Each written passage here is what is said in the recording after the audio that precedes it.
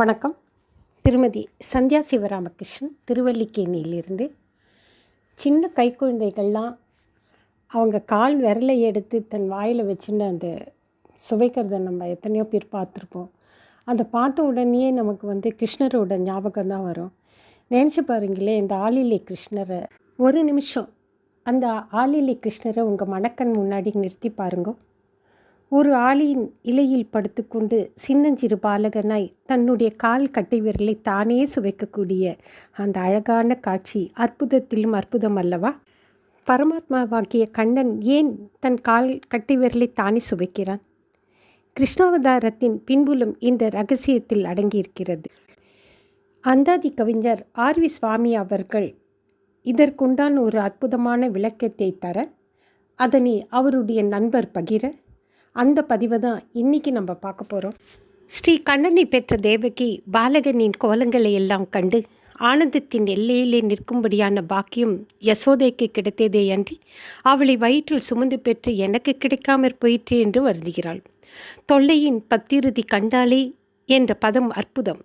உரையாசிரியர் உருகி எழுதுகிறார். உபனிஷத்தின்படி தொல்லை இன்பம் என்று எம்பெருமானாகிய கண்ணனையே சொல்லியது. அபரிச்சின்னனான அவனை யசோதை பரிச்சின்னனாக்கி விட்டாள்.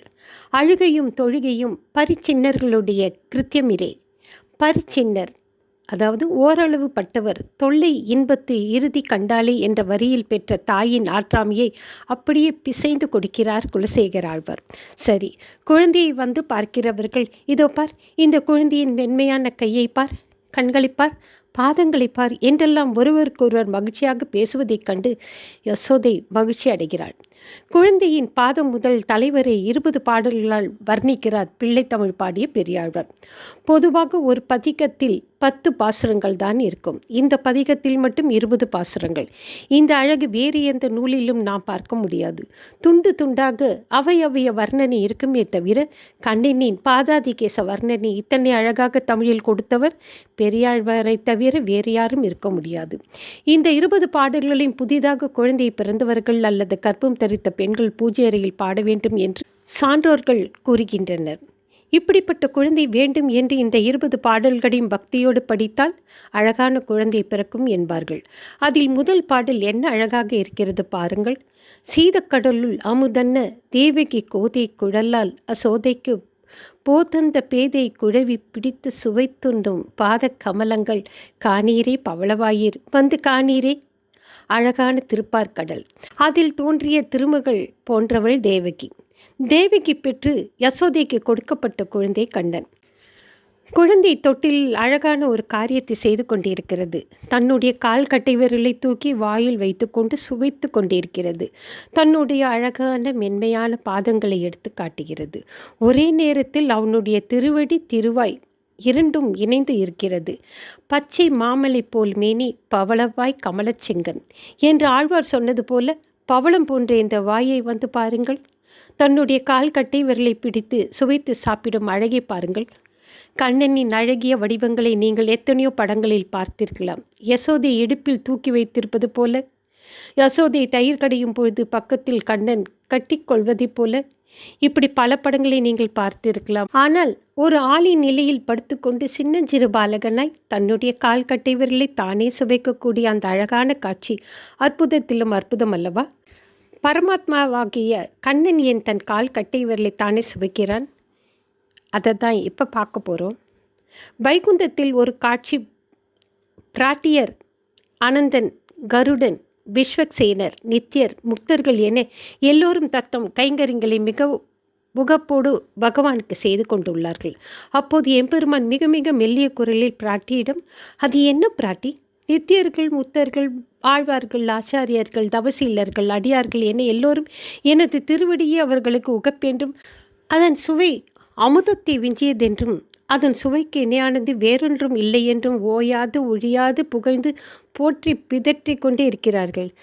அதனை சுவைக்கு துடித்து கொண்டே இருக்கிறார்கள். தேனை மலரும் திருப்பாதம் என்று கூட நம்மாழ்வார் பாடியிருக்கிறார். அப்படி என்ன எனது திருமேனியின் மற்ற அவயங்களுக்கு இல்லாத பொல்லாச்சுவை திருவடிகளுக்கு மட்டும் என்று தெரியவில்லையே? எனவே அவற்றை நானும் சுவைத்து பார்த்து அவர்கள் சொல்வது எந்த அளவுக்கு உண்மை என அறிந்து கொள்ள வேண்டும் என்று கூறினான். பிராட்டிக்கு பகவானின் ஆசை விபரீதமாக தோன்றியது. உடனே அவள், பிரபு, இது வைகுந்தம், நில உலகல்ல. இங்குள்ள நித்தியர்கள் முக்தர்கள் அறியாது நீங்கள் எந்த செயலையும் செய்ய இயலாது. அவர்கள் கண்கள் இம்மி அளவு கூட இமைப்பதில்லை, இருந்தபோதும் சோர்வதில்லை. இங்கு இரவும் இல்லை, பகலும் இல்லை, கனவும் இல்லை, நனவும் இல்லை. சங்கு சக்கரம் ஏந்தி கொண்டு 4 திருத்தோள்களோடு அவர்கள் இங்கே உழவுவதை தேவரீரும் பார்க்கவில்லையா? அவர்கள் அறியாத ஒரு காரியம் நீங்கள் செய்ய இயலாது என்று தெரிந்தும் உங்கள் திருவடியை நீங்களே சுவைத்து பார்க்கும் இந்த விபரீத ஆசை ஏன் வந்தது? இத்துடன் இந்த ஆசைக்கு முற்றுப்புள்ளி வைத்துவிட்டு வேறு வேலையை பாருங்கள் என்றாள். ஆனால் எம்பெருமானால் அப்படி இருக்க இயலவில்லை. என்ன செய்யலாம் என யோசித்தான். நன்கு யோசித்த பிறகு இப்படி செய்தால் என்ன என்று ஒரு யோசனை வந்தது. குதூகலித்தான். அவனுக்கு அப்போது திருவாராதனம் நடந்து கொண்டிருந்தது. தூப கைங்கரியம் வெகு விமர்சையாக நடந்து கொண்டிருக்கு. அதனை செய்து கொண்டிருந்த நித்தியர் முக்தர்களை உற்சாகப்படுத்தி பாராட்டி அதனை தான் மிக மிக உகப்பதாய் காட்டிக்கொள் அவர்கள் மிகவும் உற்சாகமடைந்து மீண்டும் மீண்டும் என தூப புகையை எம்பெருமானது உகப்புக்காக கூட்டினார்கள். வைகுந்தம் எங்கும் நறுமணத்தோடு கூடிய தூப புகை மண்டலம் உருவாகியது. திருமாமணி மண்டபத்தில் ஒருவரை ஒருவர் பார்க்க இயலவில்லை. பார்த்தான் பரந்தாமன். ஆகா, இதுதான் அற்புதமான வாய்ப்பு என்று அந்த தூப புகை குறைவதற்கு முன்னர் திருவட மதுரையிலே வசுதேவர் தேவகி தம்பதியர்களுக்கு திருமகனாய் அவதரித்து, திருவாய்ப்பாடியிலே நந்தகோபர் யசோதையை திருமகனாய் வளர்ந்து, பால லீலைகள் பல புரிந்து, அவனது அளவற்ற ஆசையான தனது திருவடியை தானே சுவைத்து பார்க்கும் பேராசையை நிறைவேற்றி மகிழ்ந்தான். ஆம், தனது திருவடியின் பெருவிரலை தனது திருப்பவள வாய்க்குள் வைத்து ஆசை தீர சுவைத்து மகிழ்ந்து எனதடியார்கள் வார்த்தை சத்தியம் சத்தியம் என உகந்தான். அவனது கிருஷ்ணாவதாரத்தின் ஏனைய காரியங்கள் அனைத்தையும் முடித்துக்கொண்டு தூவப்புகை மண்டலம் குறையும் முன்னர் மீண்டும் வைகுந்தம் திரும்பினான். ஆக கிருஷ்ணாவதாரத்தின் சீரிய காரணம், சீரிய பின்புலம், எம்பெருமான் மிக மிக உகந்த காரணம், அடியார்களுக்கு திருமோட்சம் அளித்தளித்தே அமுத சுவை கூடிக்கொண்டே இருக்கும் தனது திருவடி சுவையினை சுவைத்து இன்புறவை என்பது புலனாகிறதன்றோ. இதுவே கிருஷ்ணாவதாரத்தின் சுவையான பின்புலம் என்பதை ஒப்புக்கொள்ளலாம். இப்போது பெரியாழ்வாரின் இந்த பாடலை படியுங்கள். திருவடியின் மேன்மை புரியும். சீத கடலுள் அமுதன்ன தேவகி கோதை குழலால் அசோதைக்கு போத்தந்த பேதை குழவி பிடித்து சுவைத்துண்ணும் பாத கமலங்கள் காணீரே, பவளவாயர் வந்து காணீரே. ஹரே ராம ராம ராம ஹரே ஹரே, ஹரே கிருஷ்ண கிருஷ்ண கிருஷ்ண ஹரே ஹரே. நன்றி, வணக்கம்.